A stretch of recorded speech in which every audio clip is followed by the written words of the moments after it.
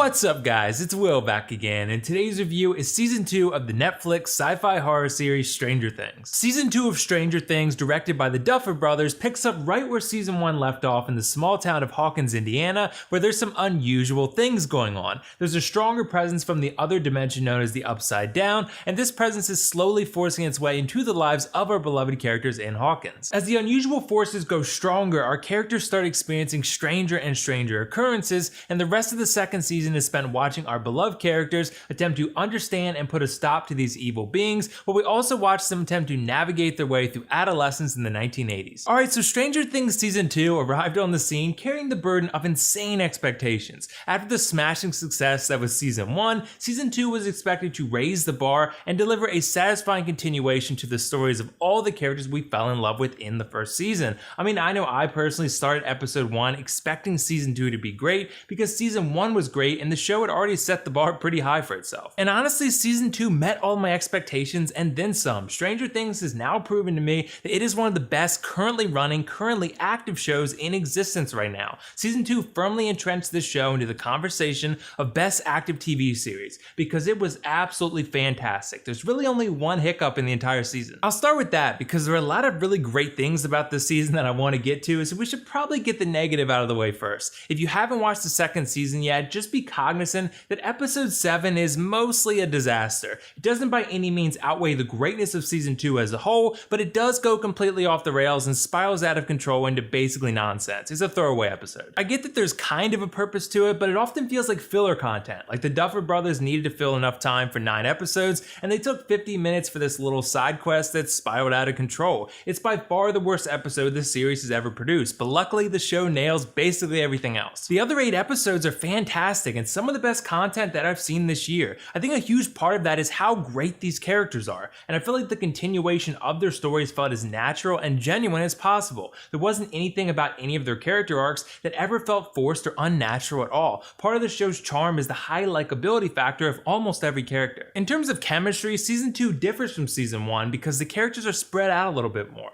This is especially the case with the 4 boys who all still hang out a lot, but each have their own little side stories going on that account for a lot of their screen time. So how the characters are developed differs this season because you spend more time with each of them individually instead of just watching all 3 or 4 of them getting into crazy stuff together. This time you spend a lot of time watching them get into crazy stuff individually. But I will say Noah Schnapp, who plays Will, becoming a main character who gets a lot of screen time, did a great deal for the second season. I thought he shined the most of any of the 4 kids because he was asked to show a little bit more range than the rest of them, and he definitely delivered. I think while each of the 4 kids are really good, he delivered the best performance and really proved how great of an actor he can be. I think with some shows or movies where kids are at the center of it, we can occasionally tend to lower our expectations for the quality of the acting because they're kids. You don't want to feel like a jerk for saying a kid actor sucks, but luckily we're not put in that position here because all of the kids in Stranger Things are really great. The casting is excellent, but the performances are even better. All these young actors have bright futures ahead of them. We also can't forget about 11, played by Millie Bobby Brown, who once again knocks it out of the park. I feel like she just may be the best acted character on the show, period, but it's really tough to choose just one. I love how she portrays a character that still lacks an understanding of the outside world. She's a kid, but her development has been totally stunted by the fact that she grew up in a laboratory under a constant microscope. The writing and execution of her character is really well done. The adults are great too. The usuals in David Harbour and Winona Ryder both return and are both great just like they were in Season 1, but we're also introduced to a new character named Bob, played by Sean Astin.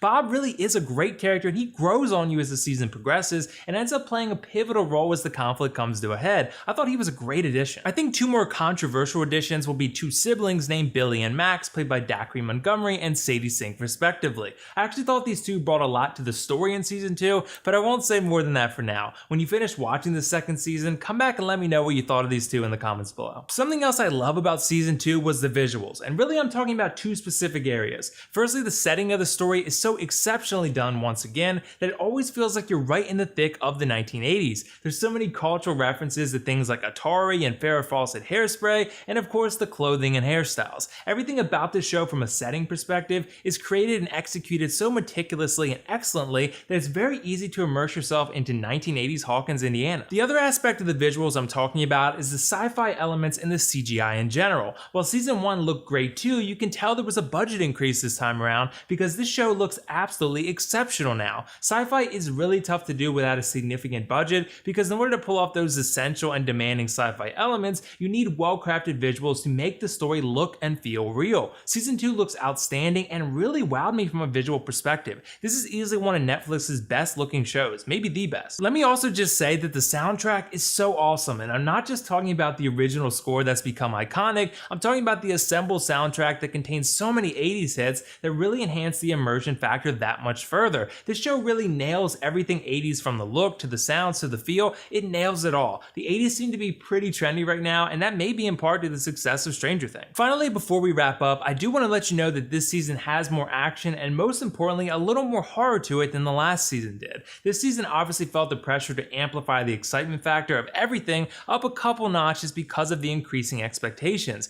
I think the action in season 2 is fantastic though. Episode 8 and 9 are some of the best content I've watched this year, both from a sci-fi action standpoint and even a horror one as well. This season is bigger, scarier, and just a little bit better overall than season 1. As a whole though, I was very impressed and very satisfied with Stranger Things season 2, and if you have seen season 1, I'd highly recommend you go binge watch season 2 ASAP. I thought it had exceptional writing, characters, and acting, extremely impressive visuals and CGI, an excellent soundtrack and original score, and lots of great action and horror. The only con I have for season 2 is episode 7, which definitely goes off the rails. Regardless, I'm gonna give Stranger Things season 2 a 10 out of 10 because the rest of the show is so damn good. So yeah, you should watch this one ASAP if you have seen season 1 and enjoyed it at all. If you haven't seen it, go binge watch both seasons. This is a must watch. So have you guys seen season 2 of Stranger Things yet? What did you think of it? And if not, let me know why not. And also let me know whether you prefer season 1 or season 2. I take 2, but they're both great. That's all for now though. This is WillFoxification signing off. See you in the next review.